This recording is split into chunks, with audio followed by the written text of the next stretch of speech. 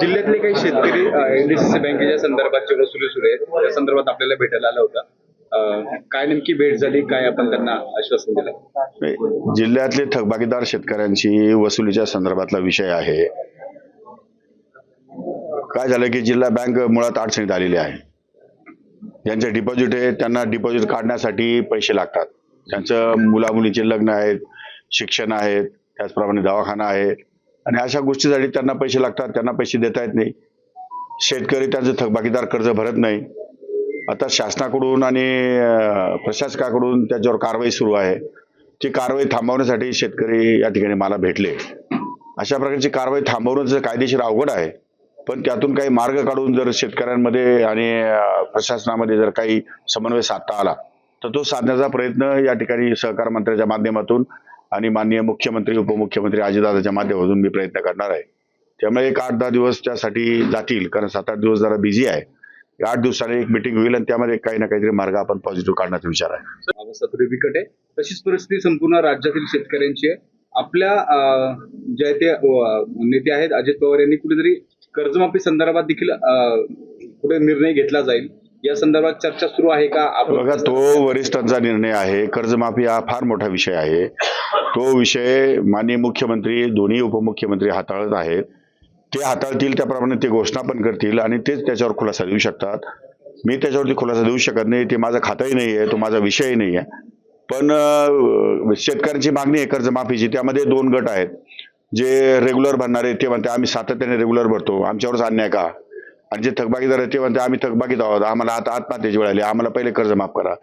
असं 2 मतपुरावा आहे त्यामध्ये. त्यामुळे याच्यावरती थोडासा विचारपूर्वक निर्णय सरकार घेईल.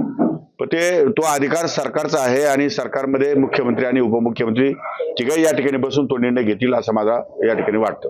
कर्ज वाटताना अनेक संचालकांचे देखील नाव समोर आले होते तर त्यांनी पदाचा गैरवापर केला आहे. त्यांच्यावर काय कारवाई त्यांच्यावर संचालकावर केलीच पाहिजे. जर त्यांनी बेकायदेशीर कर्ज वाटप केलं असेल आणि चुकीचं कर्ज वाटप केलं असेल तर त्या संचालकावर फौजदारी केस दाखल केली पाहिजे आणि त्यांच्यावर कारवाई केली पाहिजे. कारण त्यांनी अशा प्रकारे शेतकऱ्यांना चुकीच्या मार्गाने जर पैसे मंजूर केले असतील आणि शेतकरी पैसे खर्च करून गेला असेल, शेतकरी गरजेपोटी या ठिकाणी कर्ज मागत असतो आणि गरजेपोटी कर्ज मिळालं की शेतकरी आपलं त्याचे कार्य उरकून घेतो, पण नंतरच्या काळामध्ये वसुलीच्या वेळेस त्याला जो त्रास होतो त्यावेळेस संचालकही तिथं नसतो आणि शेतकऱ्यांना गंडांतर येतं.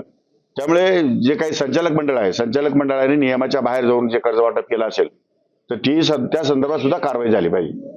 पण बेसिकली आपला कायदा काय म्हणतो की ज्यांची वसुली करायची आहे त्या वसुलीधारकाने वसुली केली नाही त्यांच्याकडून त्यांच्या प्रॉपर्टीच्या असेटच्या अगेन्स्ट, तर ती संचालक मंडळाला लागू होते. संचालक मंडळानंतर पैसे त्यांच्यावर भरपाई काढू शकतं सरकार.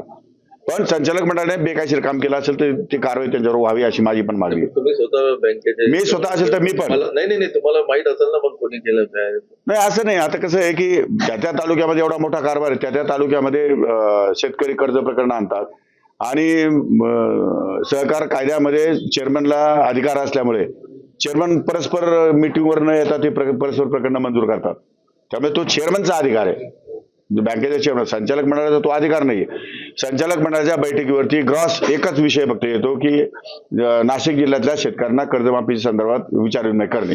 तेवढा एक विषय वाचणं, हे सगळं करणं त्यासाठी 2-2, 4-4 दिवस लागतात. त्यामुळे कुणी वाचत नाही शक्यतो आणि त्यामुळे ते पास होऊन जातं. कारण प्रत्येक तालुक्याचा संचालक हा असं म्हणतो की माझ्या तालुक्याचा मी संचालक आहे, माझ्या तालुक्यातल्या शेतकऱ्यांना कसा न्याय द्यायचा तो मी ठरवेल. पण धोरणाच्या बाहेर जाऊन जर त्यांनी केलं असेल तर मग त्याच्यावर कारवाई व्हावी. तुम्ही आता बोलता थांबले, तुम्ही स्वतः दिला तर तुमच्यावर गुन्हा दाखल? हो, 100% माझ्यावर पण. मी काय वेगळा आहे का संचालक मंडळाचे? मी तर जाहीरपणे अनेक वेळा सांगितलेलं की माझ्यावर गुन्हे दाखल करा, पण जर माझी चूक असेल तर दाखल करा, तो काय विषय नाहीये. महाविकास आघाडीमध्ये येणाऱ्या स्थानिक स्वराज्य संस्थांच्या निवडणुकीमध्ये कुठेतरी गोंधळाचा नारा दिला जातोय. शिवसेना महाविकास आघाडीतून बाहेर पडेल अशी चर्चा आहे. काय आपण सांगा? त्या संदर्भात आपण काही भाष्य करू शकत नाही. प्रत्येक पक्षाच्या व्यक्तीला, प्रत्येक पक्षाच्या मालकाला किंवा त्यांच्या नेत्यांना स्वायत्त अधिकार आहे. त्यांनी तो निर्णय घ्यायचा आहे. कोणाबरोबर निवडणूक लढवायची, कोणाबरोबर लढवायची नाही, त्याचे ऍडजस्टमेंट कशा आहेत, जागा वाटप कशा आहेत, त्याच्यावर ते ठरवतील. त्यांच्या पक्षाविषयी आम्ही भाष्य करणं बरोबर नाही. कुठेतरी विधानसभा निवडणुकीनंतरच महाविकास आघाडी कुठेतरी विस्कळीत झाली आहे असं म्हणताय. ते तर आलायदा ते होणारच आहे. 5 वर्षामध्ये मोठ्या प्रमाणामध्ये जो काही मतदारांनी कौल दिलेला आहे तो युती सरकारला दिलेला आहे आणि 5 वर्ष या विरोधी पक्षाचा नेता सुद्धा नेमता येत नाही अशी अवस्था आहे. तर या पक्षामध्ये राहून आपलं भवितव्य काय असे प्रश्न अनेकांना पडलेले आहेत. त्यामुळे कदाचित चुळबुळ झाली असेल किंवा त्यांच्यामध्ये थोडासा बेमनाव पण होण्याची शक्यता नाकारता येत नाही. बघूया, लेटेस्ट सी अजून बराच वेळ जायचं आहे, त्यामुळे आत्ताच भाषा करणं योग्य होणार. तर पालकमंत्रीवरून तेवढं कधी सुटणार ते माननीय मुख्यमंत्र्यांना माहिती आहे. उशीर का लागतो एवढे कुठे उशीर लागतोय, अजून वेळ आहे. पालकमंत्री काय अजून जिल्हा नियोजन मंडळाच्या बैठकीसाठी बजेट पब्लिश होणं, बजेटमधून पैसे येणं, त्यानंतर काम मंजूर होणं, अनेक अशा गोष्टी आहेत. त्यामुळे उशीर काय झालेला आहे असं मला वाटत नाही. आलायदा ते माननीय मुख्यमंत्री निर्णय घेतील त्यावर. येत्या 26 जानेवारीच्या आत पालकमंत्री पदाचा तिढा सुटला तो घ्यावाच लागेल, घेतील तो निर्णय. जिल्हा नियोजन समितीचा जो नवीन आराखडा आहे तो आता पुढील आठवड्यात मांडला जाणार असं समजलंय. मात्र त्यामध्ये कुठेतरी 141 कोटी रुपयांच्या आहे ती कात्री लागली आहे. नाही, ते मला अजून माहिती नाही, मी माहिती घेतली नाही त्यावर. अजून जिल्हा नियोजन मंडळाच्या पालकमंत्रीची नेमणूक झाली नाही, अजून त्याची नेमणूक नाही. जिल्हा नियोजन मंडळाच्या बैठकीत आराखडा येईल, त्यामुळे इट टेक्स टाइम. 4-8 दिवस जातील त्याच्यामध्ये. त्यावर मी त्यावर चर्चा बंद केलेली आहे.